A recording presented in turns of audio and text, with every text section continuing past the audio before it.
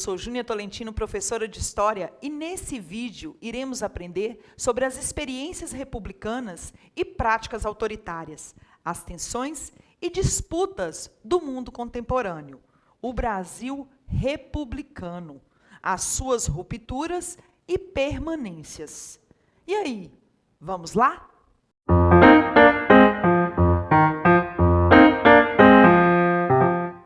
O período da República do Brasil, gente, a partir do ano de 1889, marcou o início de profundas mudanças na sociedade nacional, principalmente na composição da população, no cenário urbano, nos conflitos sociais e na produção cultural.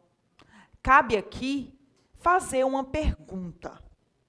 Com mudanças tão profundas, o que permaneceu delas na vida social atual? Antes de explicar o conteúdo, eu quero que vocês observem o termo República Velha, utilizado por alguns historiadores, e que se refere ao período de 1889 a 1930. Uma das mudanças dessa sociedade, da chamada República Velha, ocorreu na economia. A produção agrícola ainda era o carro-chefe econômico da República Velha, e o café continuava a ser o principal produto da exportação brasileira.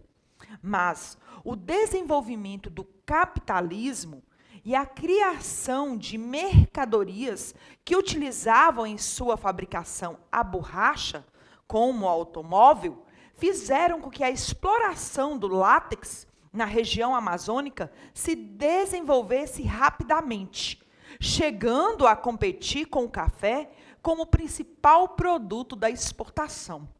Porém, o período de auge da borracha foi muito curto, pois os ingleses conseguiram produzir de forma mais eficiente a borracha na Ásia, desbancando dessa forma a produção brasileira. Vale destacar aqui que o látex era extraído da seringueira, na região amazônica, e essa árvore ela foi contrabandeada pelos ingleses para a Ásia, o que contribuiu para a decadência desse ciclo econômico aqui no Brasil. Outro aspecto econômico da República Velha foi o início da industrialização no Brasil, principalmente no Rio de Janeiro e em São Paulo. O capital acumulado com a produção cafeeira possibilitou aos grandes fazendeiros investir na indústria, dando novo dinamismo à sociedade nesses locais. São Paulo e Rio de Janeiro passaram por uma profunda urbanização, criando avenidas, iluminação pública, transporte coletivo, bondes, teatros, cinemas e, principalmente, afastando as populações pobres do centro das cidades. Aí, gente, é que foram surgir as favelas que como conhecemos hoje. Mas não foi apenas nessas duas cidades que ocorreram mudanças.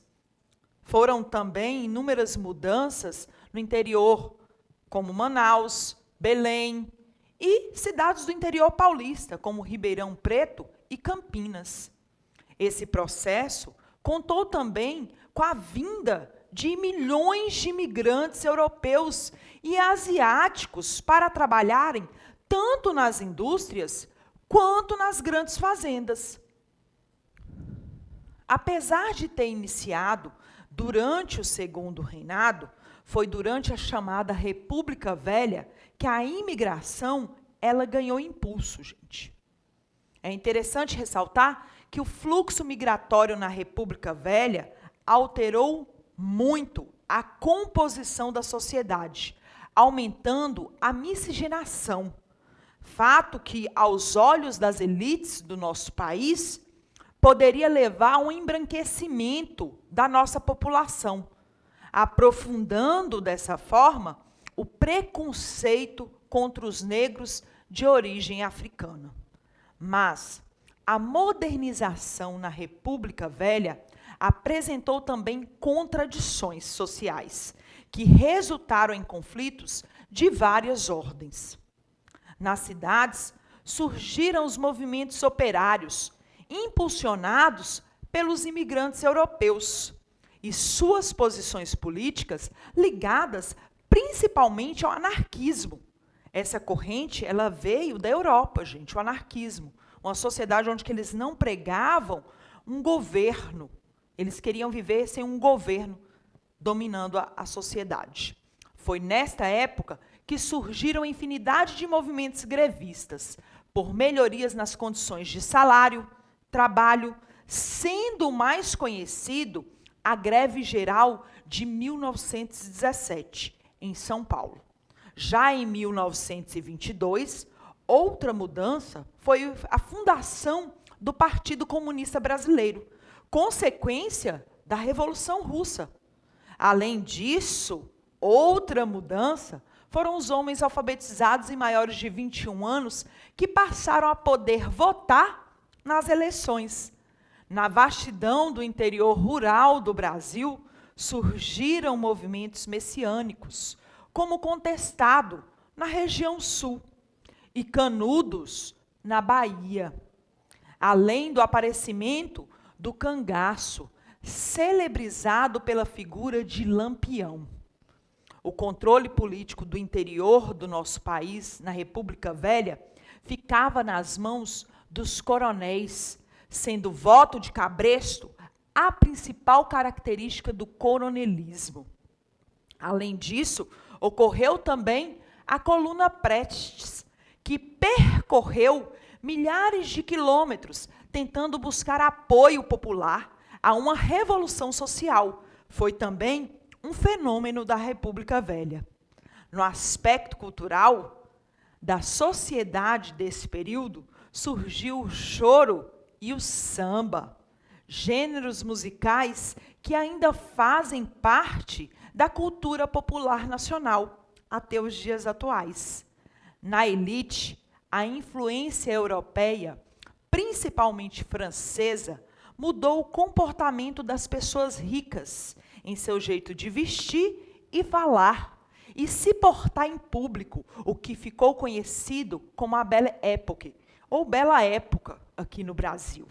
Surgiu também, na República Velha, a Semana da Arte Moderna, em 1922, animada por vários artistas, como Villa-Lobos, Mário e Oswald de Andrade, Anita Malfatti, entre outros, e que pretendia fazer uma antropofagia, misturando elementos das culturas europeia e brasileira na produção artística nacional.